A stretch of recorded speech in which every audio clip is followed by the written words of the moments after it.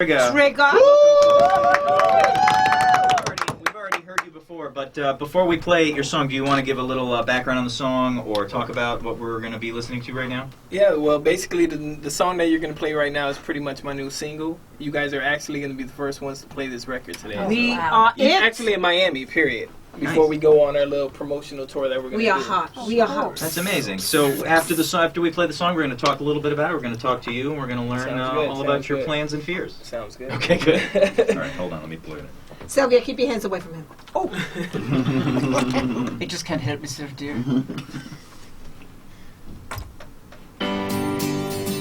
Yeah. Whoa. Yeah. Hey. Yeah. Okay, mic's off. All right, we got about 3 minutes. So, did you like that? Loved it.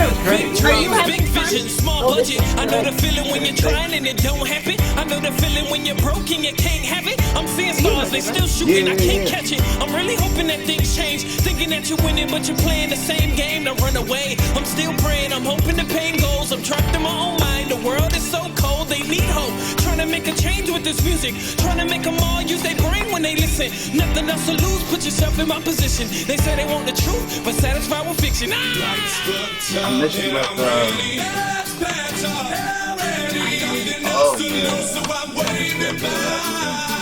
I saw you on stage, bro. I was there. Yeah, I just had to see it. This is got a little. I wish I would have it when you came to get your big house. Oh.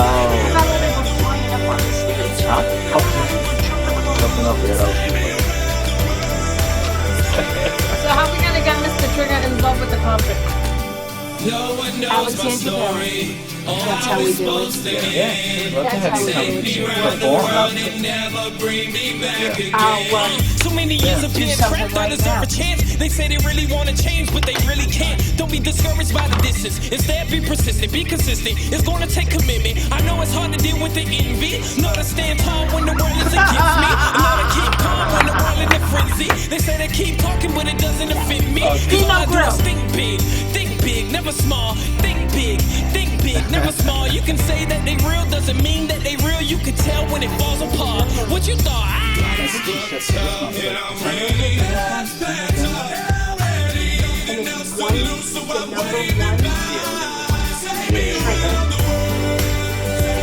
Your website is ONE. Yeah, it's spelled out, but for social media, I put one.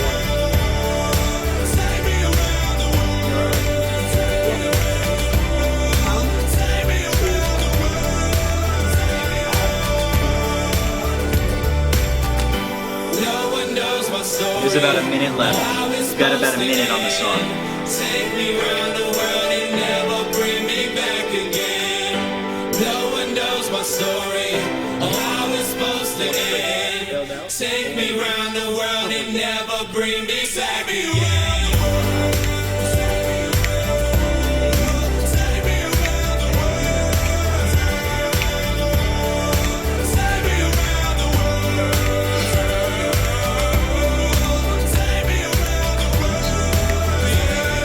Take me around.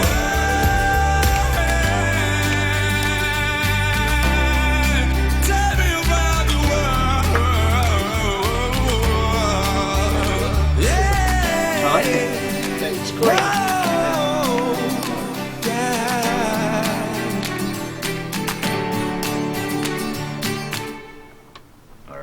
All right.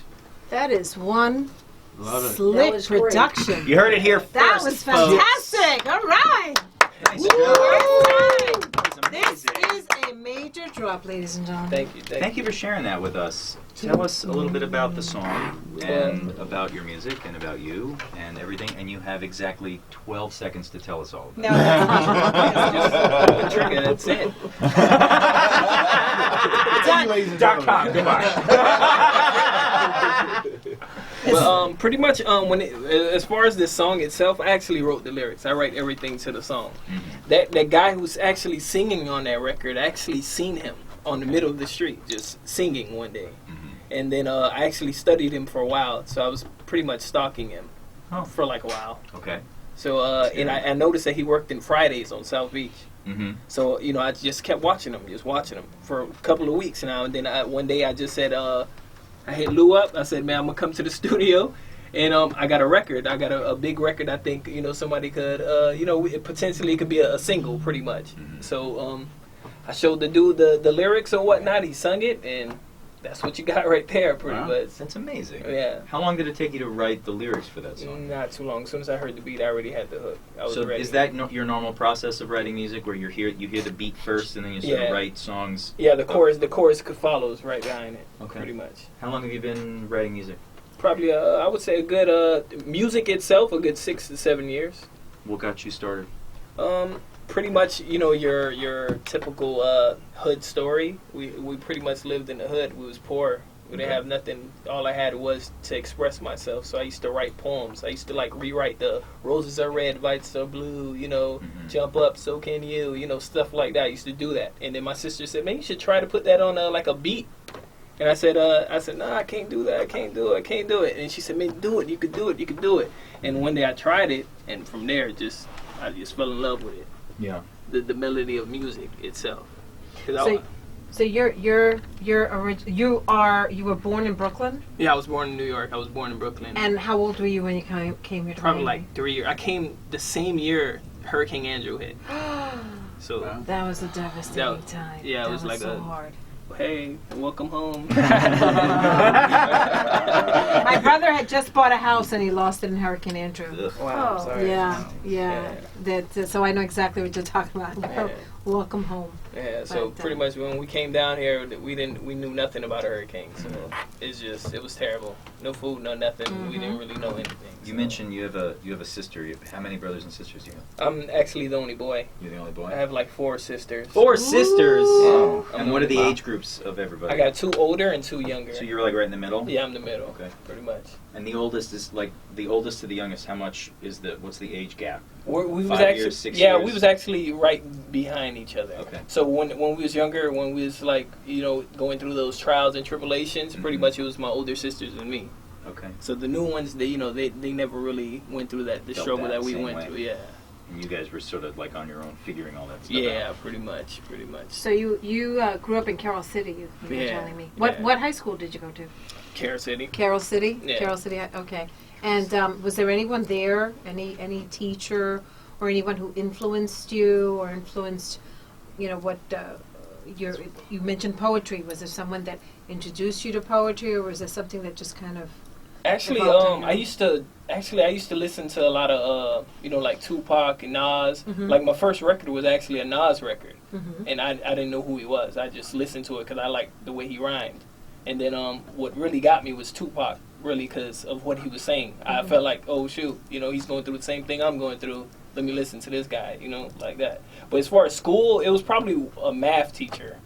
She used to speak to me. She always saw something in me. And actually, in my band teacher, he's actually the band instructor for the Miami Heat.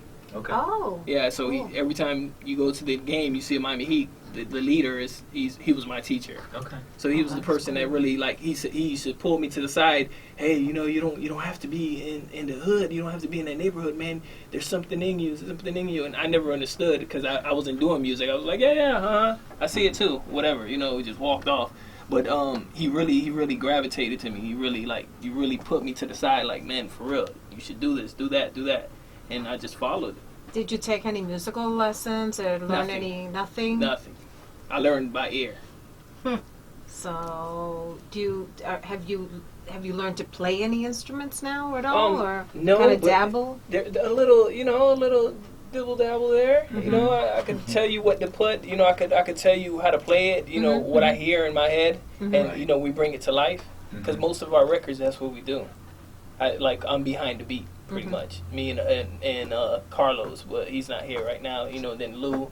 So we all just, you know, we put all our ideas and we just bring it to life. What studio do you work out of? 18 Studios.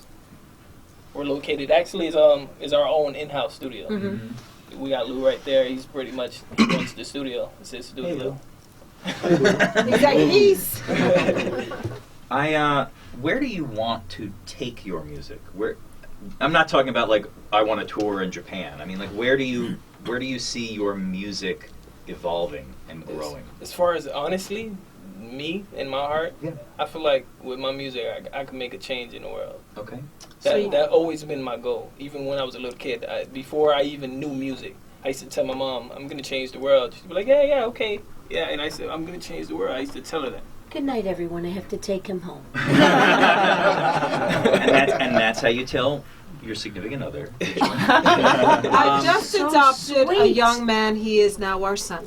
One of the things that I actually wanted to point out to all of our listeners, I was talking back and forth through email to Carlos, another one of your team members, and I had asked. We always ask whenever we're playing music on the show if there's any sort of bad language, that we have to have a clean version. And one of the things that Carlos mentioned to me was that none of your music has foul language. It's clean. It's all of your music is clean. Yeah. And inspirational. I'm assuming that was a conscious decision? No, or actually, that just I evolved? don't cuss. Okay. In my own, like even when I'm having a conversation with Okay. you know, so I feel like why should I put it in my music? Mhm. To me, honestly, there's too much negativity in the world right now for me to put out that type of vibe. So Right. if I felt like when I was younger, I needed inspiration, so I want to give that same inspiration I needed when I was younger. Rather than writing music that is sort of sarcastic or pretty snarky much, or looks down on the situation of things, you're exactly. actually turning it on the other side. Yeah, And exactly. what are the things that we can get positive out of? Exactly. Yeah. And that was something. That was something I picked up because of course, I YouTubed you, and and I was listening. I was listening to your stuff that you had, and that was one thing that struck me. And there's just, I think there's only one anagram that you use. It's an A and then another word, but you don't say the word. You kind of, piece it together. And I got the gist of it, and I was like, wow, this is very refreshing and very different and very creative. You're trashing every. I'm slowly. DJ is trying to get a cookie as I'm trying to have an interview. We're sharing a moment, Sam. So I want to thank you. I want to thank you, truly thank you, because I found your work, and I used the word a minute ago, inspirational. Thank you. And I think that that's something that the youth really, that everyone, the youth needs. No, not youth. You need inspiration. I hear all this music, and of course we've had many artists here. And one thing that I always question is why. Okay, so you use colorful adjectives that we all use in daily life, but do we need to incorporate them in our music? Do we need to incorporate changing people's viewpoints to a negative viewpoint? One thing that I saw in your music, you don't degrade women. And women are always degraded, and women themselves, in a lot of this music, they degrade themselves. And I find that so disturbing, and you're not doing any of that. You're going against the grain of the norm, which, by the way, none of that was norm. You did it to inspire something else in people, to inspire that revolt, to question. But now it's part of the everyday vernacular, and it's not inspiring anyone. If anything, it's, I find, and you can, you know, your view on it, please. I find it to be very just destructive. Appreciate it. I mean, like, to me, the type of music I try to make music for hope. I feel like people need hope. Mm-hmm. There's no hope. Nobody's searching for hope because we're a bunch of hopeless people just walking around. It's pretty much a lot of zombies. Everybody's following pretty much what the radio or artists are giving out. Mm-hmm. So I plan to do something different and just be myself, and that's what I am. I'm being myself because I know how it feels. So I feel like, I want to give them something that I know, they need, pretty much. We have only a few minutes left in our program. I wanted to ask Thomas and Tess if you have any questions for Mr. Trigga, or vice versa. One. As artists amongst you, the three of you, is there anything that you sort of are inspired by or have questions You of want to or go anything. first, Thomas? Well, not really a question. I just would like to congratulate him because and I hope it's a trend that continues. And I totally agree with Nora. And you know, when we were told that you were coming and that you were going to play a song, I really, because dare I say it, I really don't. I'm not into rap, but what you just did. No, you know what I mean. Like the really hard rap. It's just the beat's not. There's not even a good beat. But this is amazing. So what do you? Is it rap? I mean, I don't see it as real traditional rap. It's really beautiful. Appreciate it. Thank you. I mean, I don't even know what to call it, really, to be honest. I just be me. Like It's all good music. This is Sam G said it better. Thank you. You already know. DJ Sam G. It's called good music. I want to thank everybody for joining us today. I wish we had another 8 hours to fill. If you want more information on One Trigga, you can go to onetrigga, Trigga.com. If you want to email Sylvia and Selma relationship questions, go to Sylvia and Selma 1807@gmail.com. Also, they can call Kathy Tully at Coconut Grove Talent if Coconut they Grove Talent, want any Kathy Tully, inquiry for any information on Tess LaBella and Mr. Thomas Falborn. Tess, Thomas, Sylvia, Selma, Trigga, thank you all for being here today. And Sam, I'm glad you got here. Jeez. And if you want to write to us, it's entertainbiz with two Z's at gmail.com. We got that one. Remember to go to entertainbiz.com, subscribe to the podcast on iTunes, and please submit a positive review. Ingrid, thank you so much for all of your help. My name is Jesse Stolo. I'm Nora Adler. And I'm your boy CMZ. The awkward pauses. This is Entertaining Business. We'll be back next week. Thank you so much. We love you guys. Come back, please. We'll bring you back. We will. Have a great week, everyone. Only the remark. You too. More cookies. Oh my God, that was so great. You are so Okay, inspiring. All right, ladies and gentlemen, We gotta move we will fast. do hugs and Lights look tough and I'm ready. Let's pass off.